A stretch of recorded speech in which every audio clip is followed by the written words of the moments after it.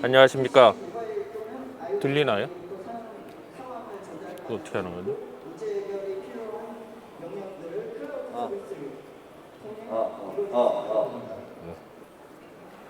방금 소개받은 주승환입니다.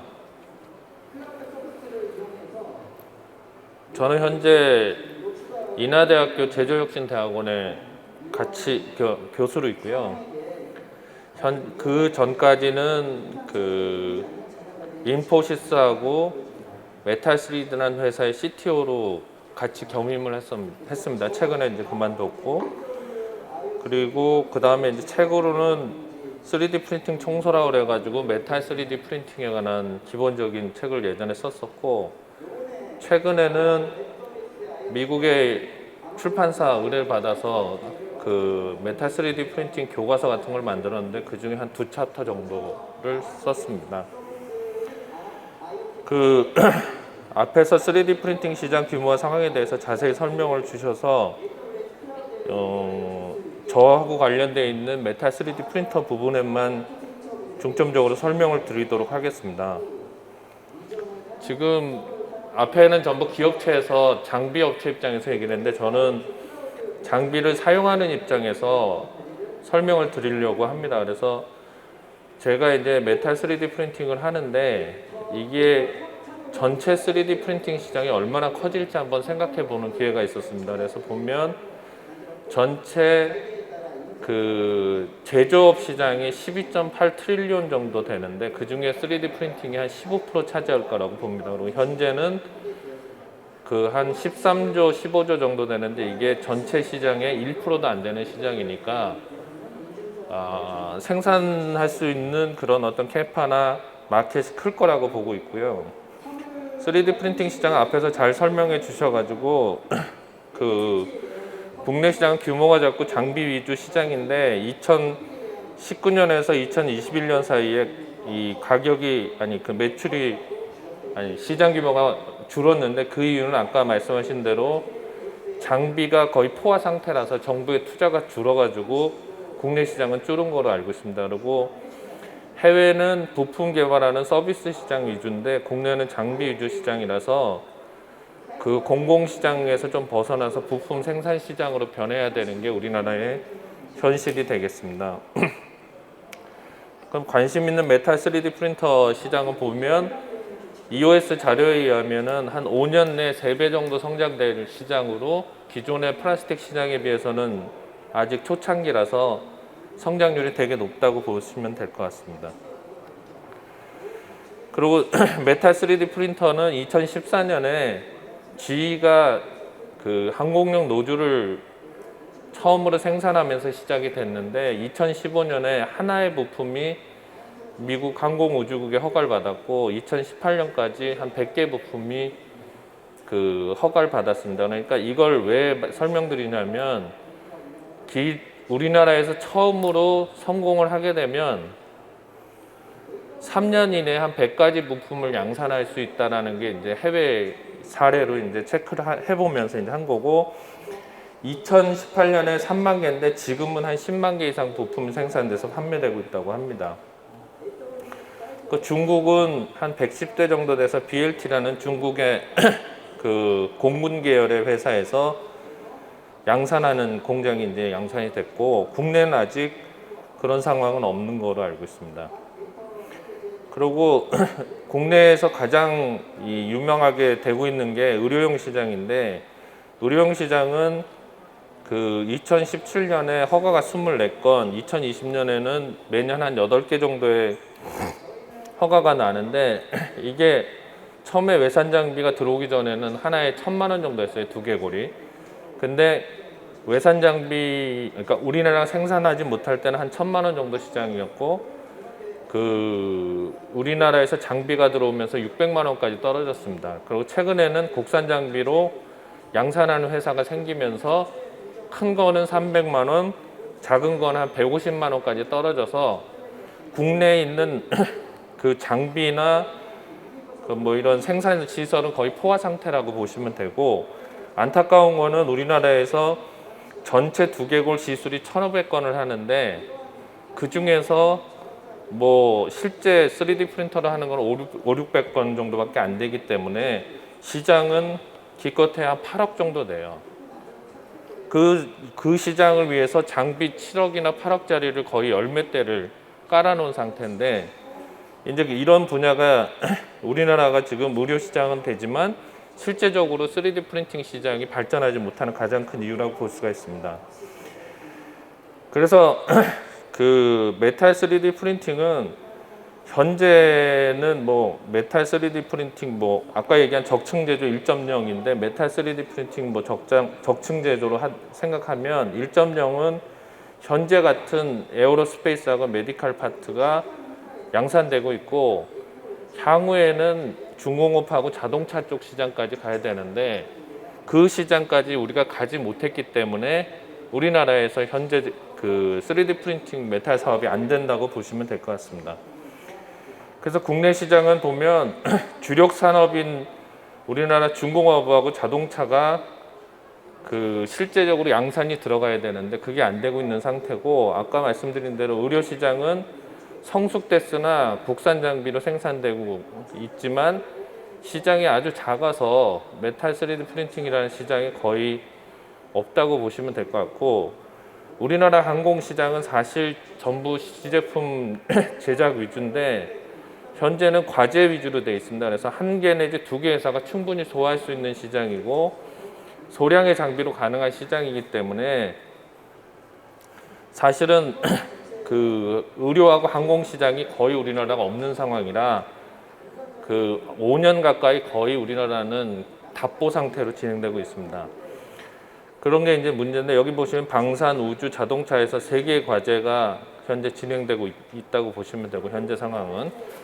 근데 최근에 좀 고무적인 거는 디중공업에서 가스터빈 부품 개발을 위한 투자가 진행돼서 제가 알기로 한 250억 정도 투자가 진행된 걸로 알고 있고, 그걸 갖고 테스트 중에 있다는 걸 들었습니다. 그리고 H중공업은 2019년에 1차 납품하고 납품업체 등록을 받았고 2020년에 이제 양산 부품 테스트를 하기 위해서 테스트 작업을 진행 중입니다. 그리고 현대자동차는 메탈은 로드맵에 있을 뿐이고 그 플라스틱의 경우는 한 300억 정도, 전체 매출이 생산 시장에서 1조 원 정도 되는데 그중에 6천억 정도를 3D 프린팅으로 대체할 수 있다고 합니다. 그런데 국내에서는 한 3천억 정도 하고 최근에 한 300억 정도 하는데, 어떤 식으로 하고 있냐면 기존의 6개사는 CNC 가공을 해서 납품하는 형식을 취하고 2개사를 더 받아서 같은 조건의 3D 프린팅 업체가 납품하는 형식을 취합니다. 그래서 기존의 업체하고 그 3D 프린팅 업체하고 경쟁하는 형식으로 메탈 시장도 갈 거라고 보고 있고요. 그리고 우리나라에서 유일하게 그 양산하는 3D 프린팅은 타이어에 들어가는 사이프라는 인서트입니다. 오른쪽에 있는 것과 같이 실제 납품을 하고 있는 상황이고 생산이 아주 잘 되고 있습니다.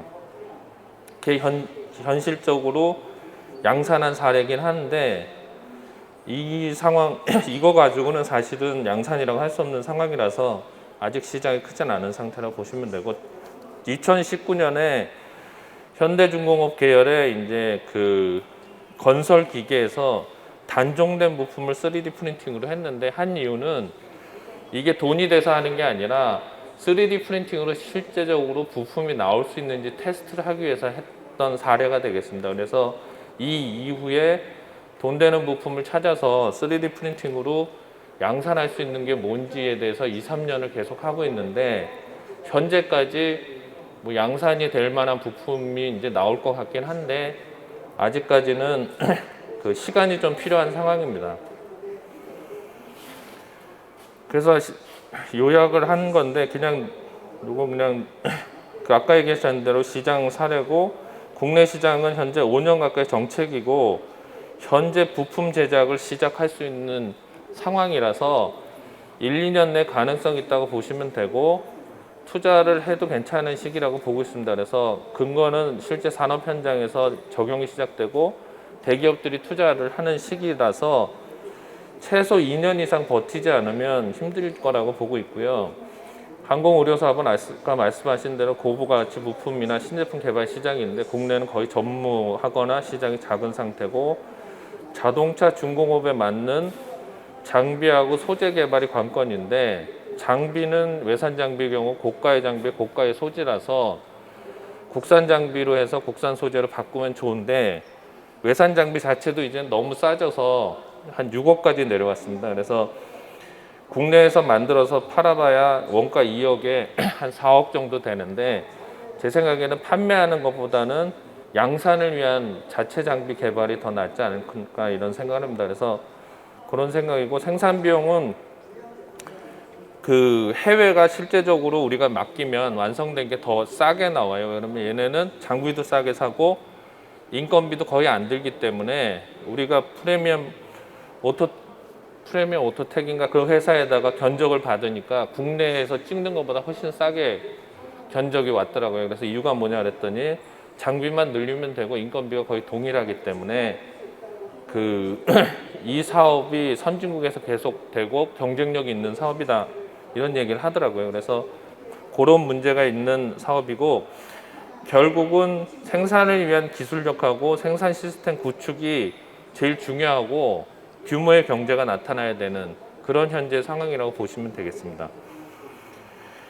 그래서 그러면 과연 안정된 생산을 하기 위해서 대기업에서 과연 맡길 만한 국내 회사가 있냐 했을 때 거의 없다고 보시면 되고요. 그러면 그걸 어떻게 구축하는지에 대해서 생각을 하고 간단하게 구축은 해봤는데, 그 사례는 메탈3D하고 윈포시스 기준으로 설명을 드리도록 하겠습니다. 그래서 내용은 공장 자동화를 어떻게 할 거고, 품질 관리 시스템을 어떻게 둘 거고, 양산 전에 시뮬레이션을 어떻게 할 건지에 대해서 설명을 드리도록 하겠습니다. 해외와 같은 일관 생산 시스템 구축이 숙제인데, 외산 장비로 하게 되면 이 시스템 자체가 고가의 부품을 위주로 생산하기 때문에 국내에서 단가를 맞출 수가 없어요. 예를 들어서 중공업 제품을 만들면 해외는 타이타늄 부품이 있지만 국내 선박용 부품 중에서 타이타늄 부품이 없고, 유일하게 비싼 거는 아까 앞에서 설명 주신 니켈 계열의 니켈 계열의 그 소재만 사실은 단가를 어느 정도 맞출 수가 있습니다. 그래서 이거를 어떻게 단가를 국산 장비나 국산 소재로 하면 단가를 맞출 수 있을까 고민을 하면서 외산 장비를 전부 다 테스트를 해봤어요.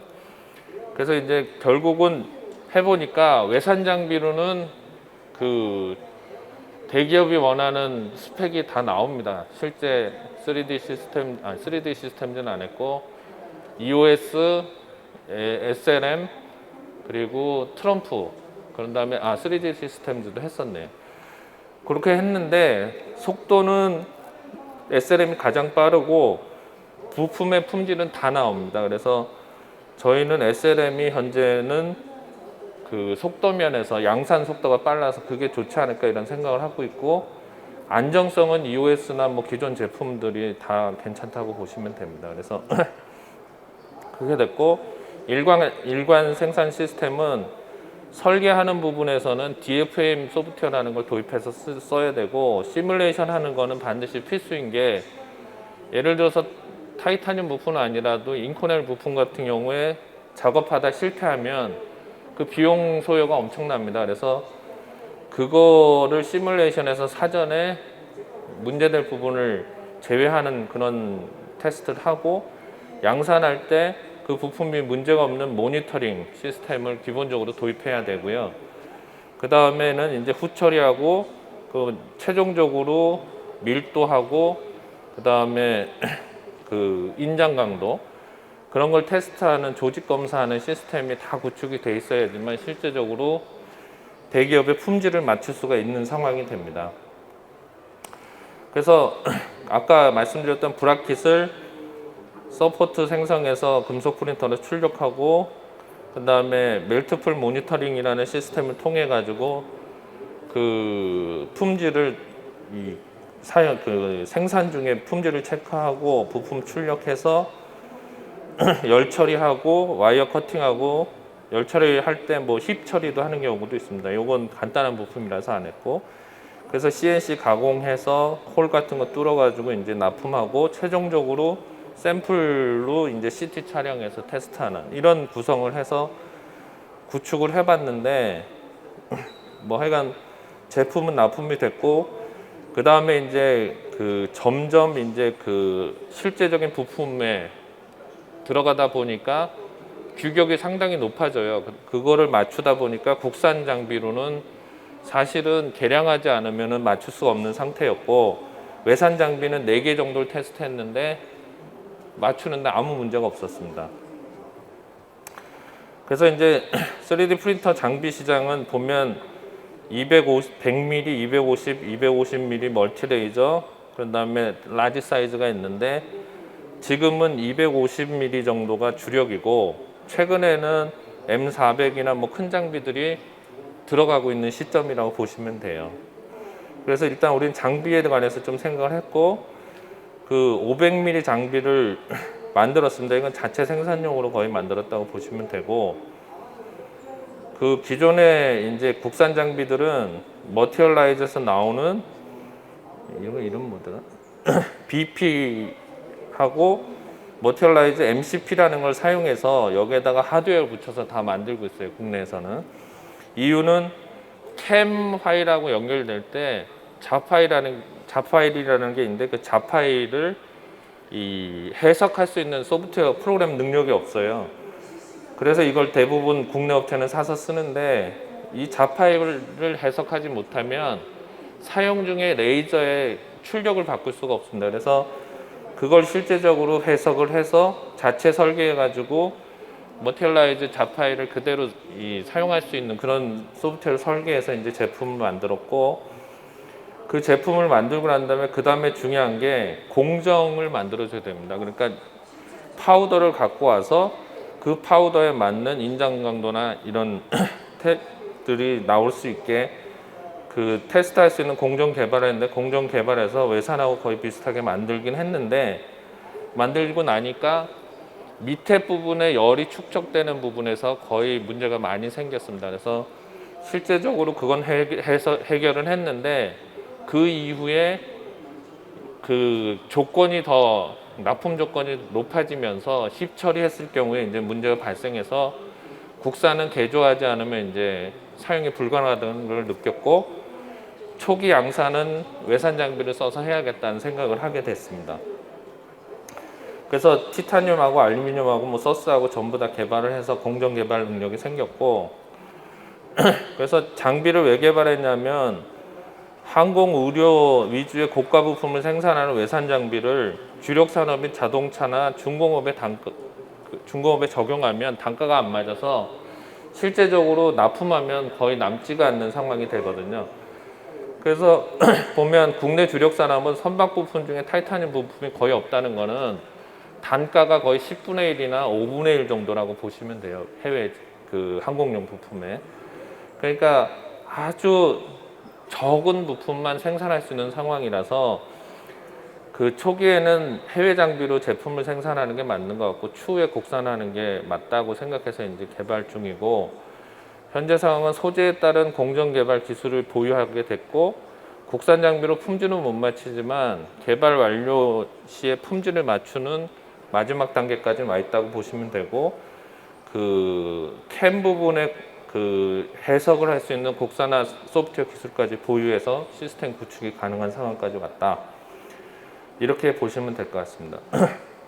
그래서 생산을 하기 위해서 이제 스마트 팩토리 개념에 어떻게 보면 스케줄 관리하는 프로그램을 짰고, 그 여기에 맞춰서 잡을 넣으면 거기에 맞춰서 이제 상황이 계속 보고될 수 있는 부품을 이 소프트웨어를 개발했고, 그리고 분말이 되게 중요한데 분말을 관리할 수 있는 소프트웨어, 그러니까 A 세분말하고 9분말을 적당히 섞어서 그 분말을 계속적으로 활용할 수 있는 이력 관리 시스템을 개발하고, 그리고 그 다음에 이런 장비에 관련된 그 통합 소프트웨어 말고도 그 다음 중요한 게 이 장비의 장비가 아니라 부품의 품질이 일정하게 유지되는지에 대해서 공정을 모니터하는 소프트웨어가 항공 쪽에서는 지금 사용되고 있습니다. 그래서 지이나 허니웰이나 이런 데서는 거의 모든 장비에 그 현재의 부품의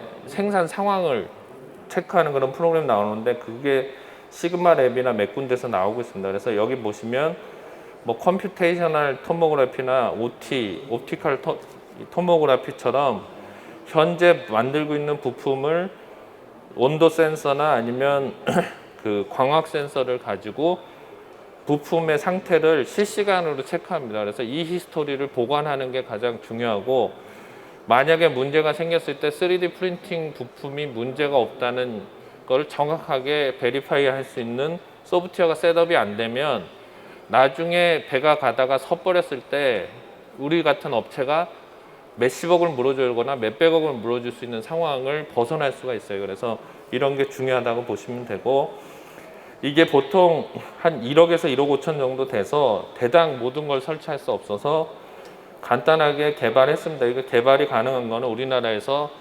그 반도체 불량 찾는 시스템 개발이 잘 돼 있어요. 그래서 그거 기술을 기반으로 해서 불량 부분을 찾아내는 그런 거를 이제 개발을 했고요.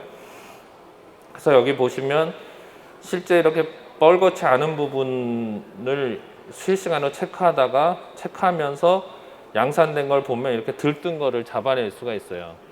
그러면 들떴다는 건 결국 불량이고, 이걸 정지하거나 아니면 실제적으로 그 다시 하거나 뭐 이런 거를 결정하고 불량이 되는데 계속 찍지 않게 하는 그런 시스템이 반드시 필요하다고 보시면 될 거고요.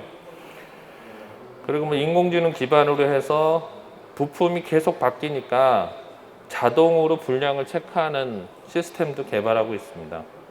그래서 뭐 AI 블록체인 경진대에서도 저희가 입상을 했었고, 그리고 그 다음으로 필요한 게 시뮬레이션인데, AM 시뮬레이션 뭐냐면 3D 프린팅으로 정상적인 도면을 이렇게 보여드리면, 찍으면 열이 축적돼 가지고 이 부분이 볼록하게 튀어나와요. 그대로 찍으면.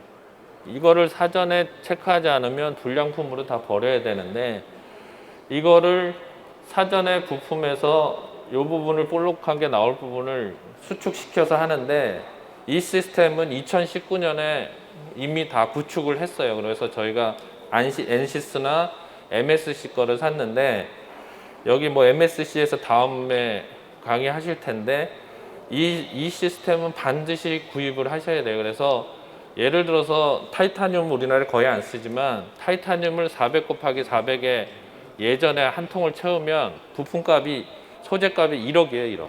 근데 거기서 몇 번 실수하면 몇 천만 원이 날아가는데, 그런 걸 방지하기 위해서 기본적으로 이건 2019년에 구축을 했습니다. 그리고 해외는 이걸 기본적으로 쓰고 있고요. 그래서 이거는 MSC로 타이어 금형을 만들 때, 이 타이어 금형이 만들고 나면 이런 식으로 이 부분이 들뜹니다. 한 1.1mm. 그거를 반대로 도면을 바꿔서 0.03, 30마이크론까지 에러를 낮추는 그런 거를 기본적으로 하지 않으면 이 부품이 나오질 않아요. 뭐 하여간 이런 거를 잘 써야 된다는 걸 말씀드리고, 그리고 의료용으로 두개골을 만들 때, 두개골을 만들었을 때 변형이 생기면 수술하다 말고 나사를 조이려고 할 때 머리가 안 맞는 거예요. 그렇게 될 경우에 대부분 걱정이 많이 되겠지만, 의사가 사실은 사람 뼈를 더 깎아가지고 붙여버려요. 그러니까 이 수술 받는 사람 입장에서는 되게 안 좋은 거죠. 그거를 시뮬레이션 통해서 미리 잡아내는 그런 작업이 반드시 필요하다. 그렇게 해서 현재는 뭐 DFM 기술은 기본이 됐고, 그다음에 시뮬레이션도 기본이 돼 있는 상태로 공정 개발이 이제 국내 기술로 외산 장비의 경우는 충분히 만들어낼 수가 있고, 국산 장비의 경우는 개선이 좀 필요한 상황이라고 보시면 되겠습니다. 그래서 결론적으로 3D 프린팅으로 일괄적인 생산 시스템 구축이 돼서 품질이나 원가 경쟁력이 있지 않으면 현실적으로 살아남기가 힘들다. 이래서 이제 그런 거에 대한 일괄 시스템 구축이 필요한 상황이다, 이렇게 보시면 되겠습니다. 그래서 뭐 3D 프린팅 양산 사례는 냉정하게 얘기했을 때 우리나라에 있는 3D 프린팅 기술이 공정 같은 경우에는 그 해외 업체의 도움을 받으면 그 대기업이 원하는 정도의 부품은 누구나 찍어낼 수가 있습니다. 물론 시간이 그 숙련공을 만드는데 한 시간이 좀 필요하지만, 그래서 그런 분야에 이제 찍었던 사례에 대해서 설명을 드리도록 하겠습니다. 중국은 금형 시장이 엄청 발전이 돼가지고 인서트 같은 경우에 뭐 4,000건, 5,000건씩 하고 장비도 10대 가까이 두고 그 금형에 인서트 같은 걸 찍어내거나 뭐 컨포멀 쿨링, 고속냉각 금형을 찍어내는데, 우리나라는 고속냉각 금형을 찍을 수 있는 금형 업체가 없어요. 왜 없냐? 금형 시장이 너무 안 좋아서 기존 업체들은 금형에 새로운 투자를 할 수가 없는 상황입니다. 그래서 우리나라는 이게 거의 기술은 있는데 안 쓰이는데, 최근에 대기업 자동차 업체 중에서 그 자체적인 금형회사를 가진 회사들이 있어요. 그럼 그 회사에서는 뭐 M400이나 그런 장비를 도입해서 금형을 지금 찍어내고 있다고 보시면 됩니다. 그래서 국내에는 뭐 여러 가지 사출 금형에 맞는 고속 냉각 금형을 만들었는데 양산에 적용된 경우는 한 번도 없습니다. 이런 것들을 설명드리고, 테스트용으로는 많이 만들었어요. 뭐 그런 내용입니다.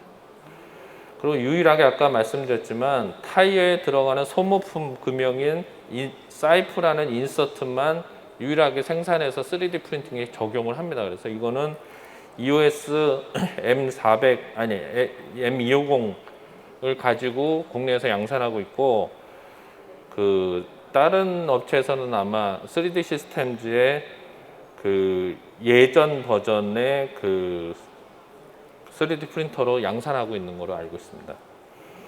유일하게 생산 사례인데 실제적으로 금액이 작아서 현실적으로는 뭐 좀 시장에 미치는 영향은 별로 없다고 보시면 돼요. 그리고 뭐 방산용 부품이 여러 가지 찍고 있는데 이게 다 비밀 사항이라서 뭐 대부분 방산용 중에서 막 20년, 30년 돼서 단종돼서 부품이 안 되는, 구하기 힘든 그런 거 위주로 양산하고 있습니다. 근데 이것도 계산해 보면은 전체 금액이 15억도 안 돼요. 우리나라에서 만들어 파는 게. 그럼 이 15억을 위해서 장비를 10억이나 15억 주고 사는 건 말도 안 되는 상황이라서 대부분 연구소나 정부 돈을 가지고 하는 정부 기관에서 이걸 하고 있습니다. 근데 이게 시장이 커지면 좀 들어가지 않을까 이런 생각이 들고요. 그리고 제트 엔진도 3D 프린터로 이제 저희가 만들어 왔습니다. 국산 장비로 만들어서 실제적으로 테스트를 해봤고, 그리고 뭐 안경도 3D 프린터로 이제 찍을 경우에 타이타늄 안경일 경우에는 대량 생산하면 단가가 어느 정도 맞출 수는 있는데 이거를 할 수 있는 기술자가 국내에 없어요. 그게 이제 좀 안타깝고, 그리고 뭐 이것저것 만들었는데 그 다음에 이제 자동차 쪽을 보면은 자동차는 실제 부품을 만들기에는 단가가 안 맞아요. 그러면 아주 그 상징적인 의미의 테스트나 아니면 그 금형 요 부분 말고는 PBF 방식으로 적용하기 힘들고, 현대자동차에서 자동차 힌지를 BMW가 한 거를 보고 샘플로 한번 만들어 본 사례가 있고, 그리고 뭐 디퍼런셜 기어를 경량화하는 것도 이것도 과제로 그냥 진행한 정도고, 그리고 타이어 휠도 3D 프린터로 찍은 적이 있습니다. 근데 이것도 아주 고가의 타이어 휠이 아니면 단가가 안 맞는 거고, 그리고 외국 같은 경우에는 큰 사이즈의 엔진 그 캠 블락인가?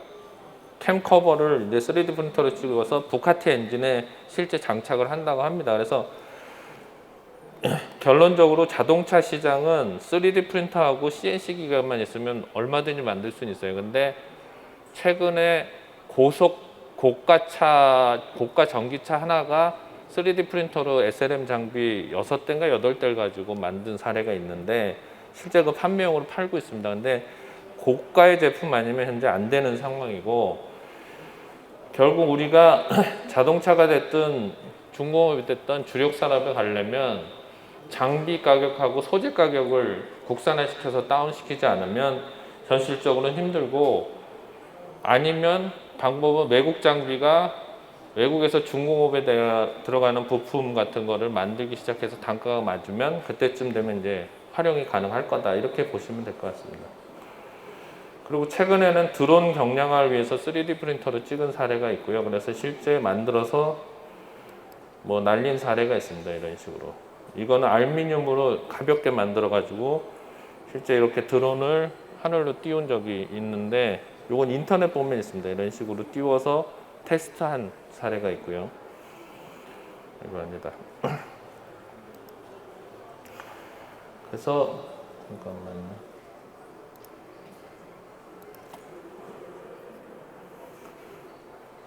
결론은 그 현재 메탈 3D 프린터로 외산 장비를 가지고 충분히 국내에서 원하는 부품은 다 만들 수 있습니다. 그래서 최근에는 지금 이게 우리나라 3단계로 되어 있는데, 모양을 만드는 거를 처음에 했었고, 그러니까 치수 정밀도를 맞췄고, 그런 다음에 테스트용 시편 물성을 맞췄어요. 그러다가 최근에는 대형 사이즈, 그러니까 뭐 대형이라고 해봐야 250, 25cm 이상 되는 부품에 아래하고 윗 사이에 열 전달 문제가 있는데, 그것까지 처리해서 그 부품 만드는 데 문제가 없었고, 이거 테스트했던 거는 외산 그 부품 중에서 그 국산화하는 용도로 한번 테스트한 적이 있습니다. 그래서 EOS나 SLM, 트럼프나 이런 장비로는 충분히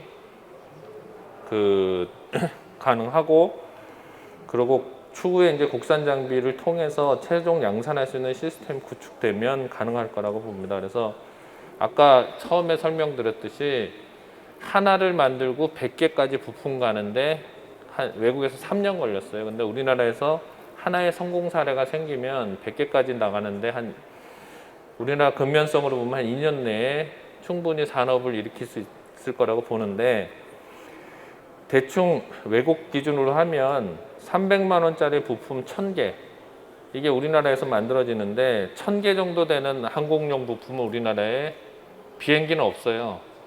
우리나라 비행기 1000대씩 안 만드니까. 미사일은 한 1000기 정도 만듭니다. 그래서 그런 부품을 만들면 이게 30억 정도 돼요, 매출이.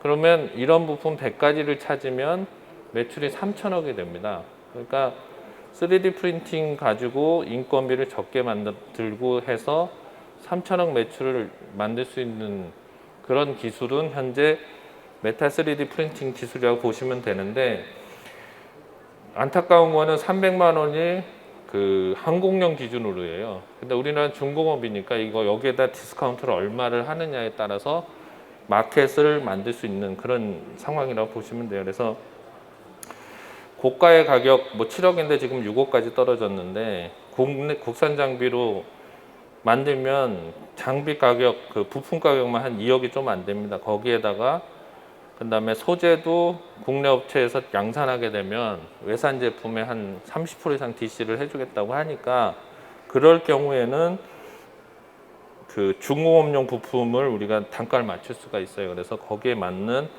장비 양산 기술이 필요한 상황이고, 현재 거의 개발이 끝나서 거기에 대해서 이제 실제적으로 하나의 부품만 터지면 그 3년 내에 한 100가지 정도 이상의 부품이 국산화 될 거라고 보거든요. 그래서 현재 뭐 충분히 한 2년 정도 이상 버틸 자신이 없으면 메탈 3D 프린팅 시장에 들어가는 거는 상당히 어려움이 많을 거다, 이렇게 보고 있습니다.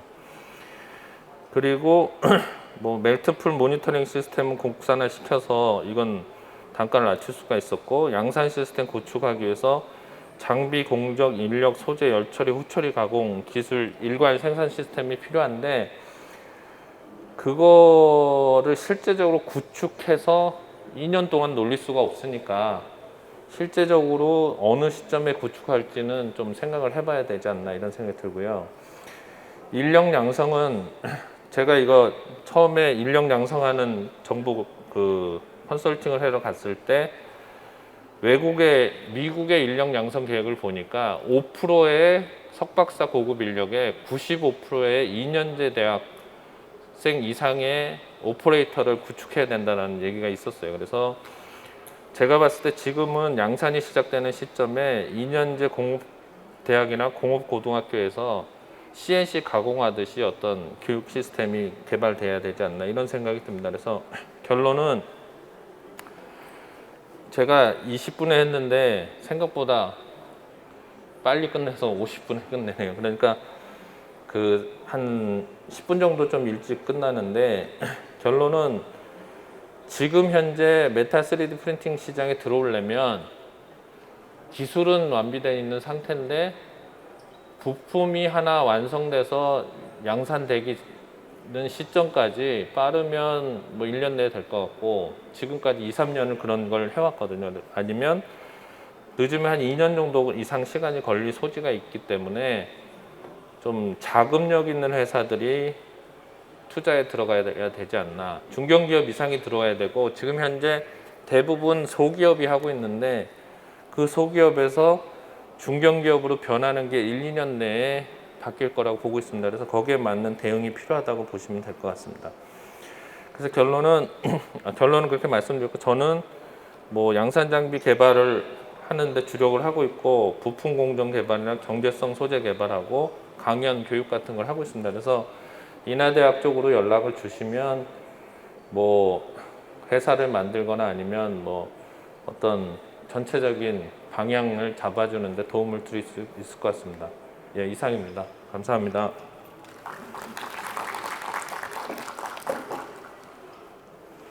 질문 안 받아도 될 것 같죠? 혹시 질문 있으시면 방금 조금 일찍 끝난 관계로 질문 좀 받을 수 있을 것 같습니다. 예, 말씀하십시오. 저기 계세요. 저 뒤에. 네네네, 잠시만요.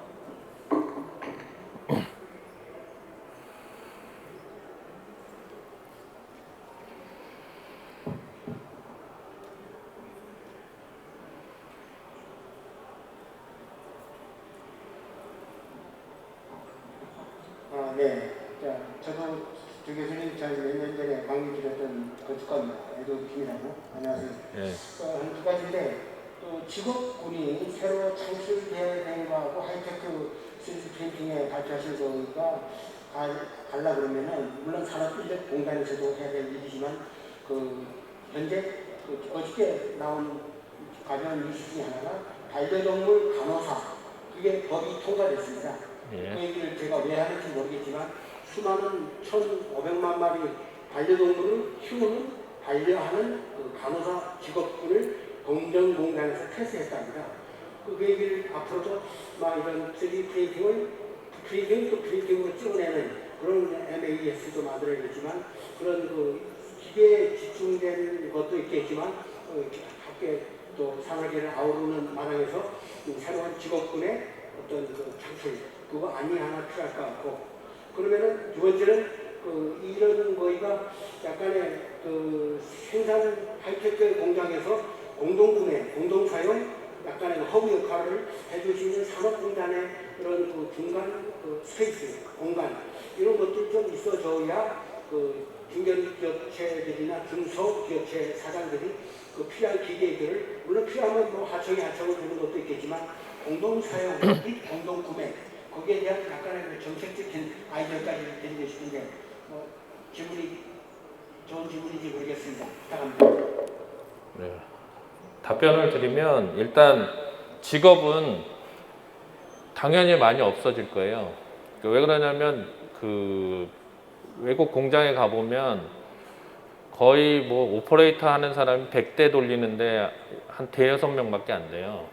그러니까 10대를 돌릴 때 뭐 예를 들어서 2명, 3명이 되든 뭐 100대가 되든 인원은 비슷한데 제가 생각하는 아이디어는 우리나라가 장비나 소재 중에 처음에 우리나라에 그 포니 만들었을 때 포니의 본네트가 위아래가 안 맞았어요. 근데 일본에서 CNC 장비를 수입해 오는 게 그 제작 기술을 도입하면서 이제 우리나라 자동차 기술 수준이 늘어났거든요.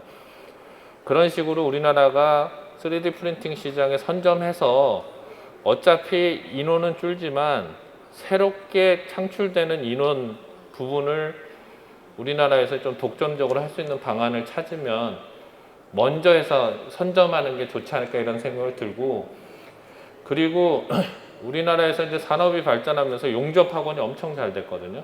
울산에 가면 선박용 용접하는 사람들, 용접 학원 사장들이 건물을 서너 채씩 갖고 있고 3D 프린팅 관심이 많아요. 그래서 그 정부에서 하는 뭐 인력 정책은 제가 봤을 땐 별 의미가 없고, 현실적으로 실제 산업 현장에 필요한 인력을 공급할 수 있는 회사의 학원이나 이런데 이제 노동부가 지원을 해주면 좋지 않을까 이런 생각을 합니다. 이게 답변이 됐는지 모르겠고, 그다음 두 번째 질문이 뭐죠?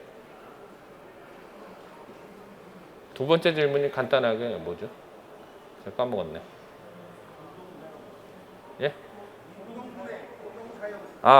그 문제도 이미 고려를 해서 그 자동차 중에서 리프리카나 소형으로 원하는 예전 차를, 그 예전의 앤티카를 양산하려는 그런 회사들이 있어요. 그래서 그 회사의 그 전체적인 기술 흐름에 맞는 스마트형 공장을 만들자라는 정부 과제를 그 산자부에다 지원했더니, 산자부는 이건 뭐 다 돼 있는 걸 왜 하냐 그러고, 국토부는 기술 개발이 좀 일부 들어가니까 기술 개발에 들어가는 거는 왜 산자부 가지 왜 국토부로 오냐 이런 식으로 돼 있는데, 어쨌든 그 기본적인 3D 프린팅을 생산할 수 있는 스마트 팩토리를 만드는, 아까 말씀드린 1년 생산 체제를 만드는 거를 정부 과제로 기획은 하고 있습니다.